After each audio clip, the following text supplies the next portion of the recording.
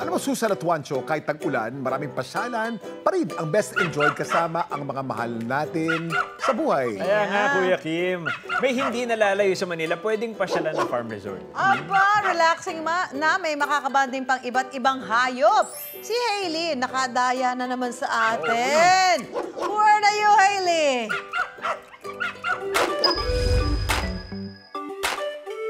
Andito ako ngayon sa isang farm resort sa San Rafael, Bulacan kung saan hindi lang swimming ang pwedeng gawin. Pwede nyo rin ma-meet ang mga cute na Samoyed dogs at farm animals gaya ng baka, kambing, tupa at baboy.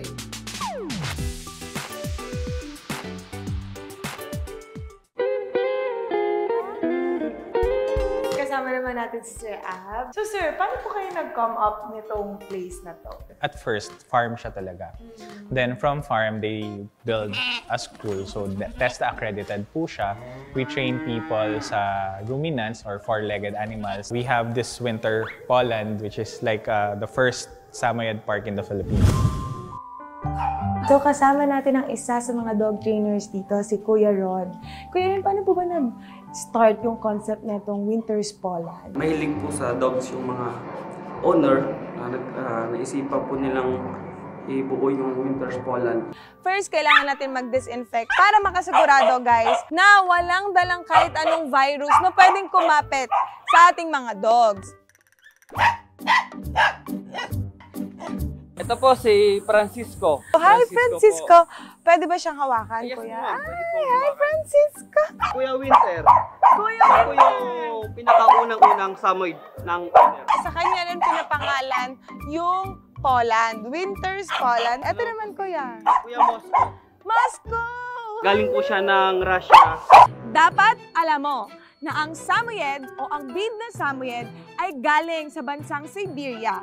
Kahit cute at malalaki sila, traditionally ginagamit sila sa herding, hunting, guard dog, at paghila ng sled sa snow.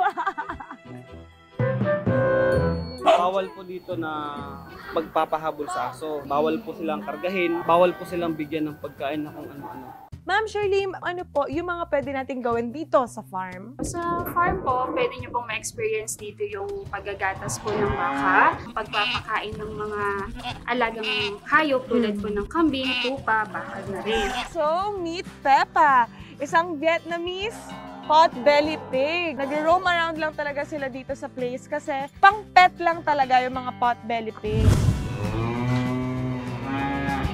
So, first time ko matatry maggatas ng baka. 2 hold, 3 press. Minsan po, umaabot po siya ng 10 liters per day po. Wow, 10! Yes po. At kasama natin si Olaf. 2 weeks old pa lang siya na goat, guys. Ayan, so papadedein naman natin siya ngayon. Olaf, ala, gutom siya. Hoy, hoy, hoy.